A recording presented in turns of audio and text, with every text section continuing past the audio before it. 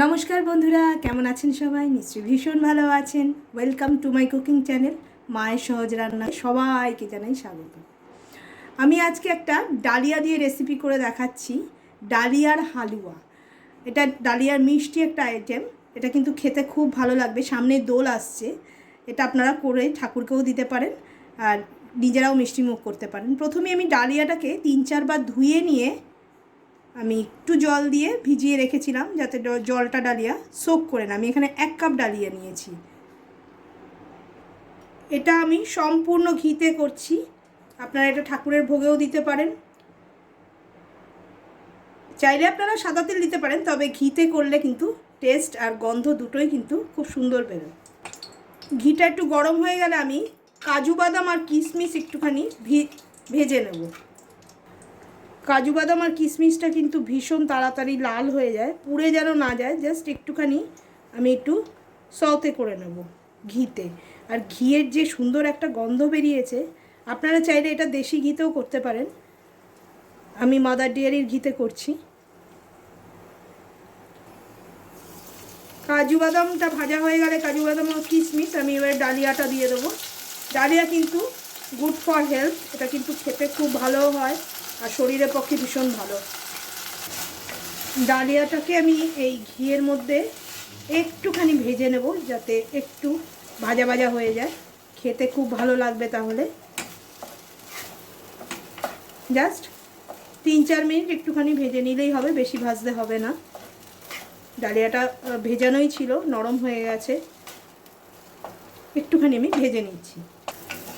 দেখুন ডালিয়াটা মোটামুটি ভাজা হয়ে গেছে, খুব সফট আছে, ওই জন্য লেগে লেগে যাচ্ছে, এতে কোনো প্রবলেম নেই। এবার আমি একটু দুধ দিয়ে দেবো। আমি 1 কাপের মতো এখানে দুধ দিয়ে দিচ্ছি, আর একটু জল দেব। 1 কাপের মতো জলও দিয়ে দিলাম। আপনারা চাইলে পুরোটাই দুধে করতে পারেন।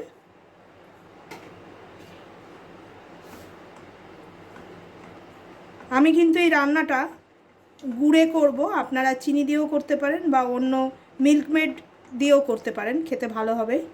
এবার আমি অল্প একটু নুন দেব,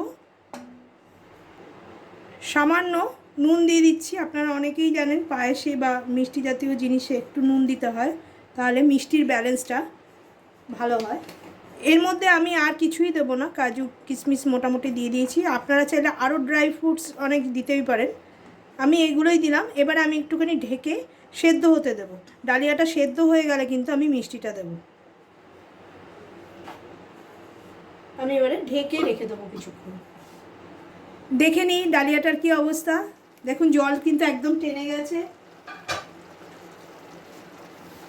ডালিয়াটা ফুলে একদম রেডি।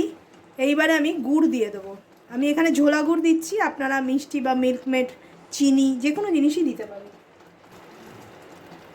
মিষ্টির পরিমাণটা নিজের নিজের মতো, যে যেরকম খাবেন।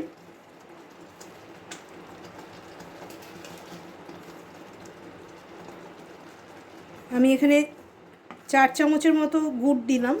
গুড়টা আপনারা দেখে নেবেন দেওয়ার সময়, যাতে দুধ না কেটে যায়। এইবারে আমি কিছুটা চারমগজ আছে ওপর দিয়ে দেবো। আমার ডালিয়ার হালুয়া একদম রেডি। আমি গ্যাসটা অফ করে দিচ্ছি, আর আমি দেবো 1 চামচ ঘি ওপর থেকে। এটা আপনারা করে খান, দেখবেন কত সুন্দর লাগবে খেতে। চারমগজের বদলে আপনারা আমন্ড, আখরোট, যে কোনো ফ্রুট দিতে পারেন, ড্রাই ফ্রুটস। এবার আমি ওপর থেকে একটু ঘি দিয়ে দেবো। আমি ওপর থেকে 1 চামচ ঘি দিয়ে দিলাম। এটা ঘিয়ের গন্ধটা খুব সুন্দর লাগবে। দেখুন কত তাড়াতাড়ি আর কত সহজে হয়ে গেল। এটা টেনে যাবে, কিন্তু যখনই ঠান্ডা হয়ে যাবে না, একদম টেনে যাবে। আমি এবারে একটু স্ট্যান্ডিং টাইম দেবো, তারপরে আমি আপনাদের প্লেটিং করে দেখিয়ে নিচ্ছি। আশা করি আপনাদের এই ভিডিওটা, এই রেসিপিটা ভালো লেগেছে। আপনারা একবার ট্রাই করে দেখতে পারেন, এটা কিন্তু বেশ পেট ভর্তিও হয়ে যাবে। আর যারা ভাতের পায়েস খেতে চান না বা খান না, তারা কিন্তু এটা করে দেখবেন, একটু নতুনত্ব লাগবে।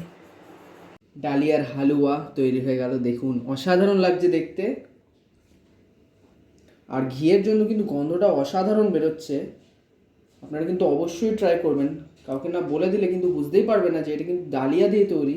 সবাই ভাববে চালের পায়েস, কিন্তু এটা কিন্তু পায়েস না, হালুয়া।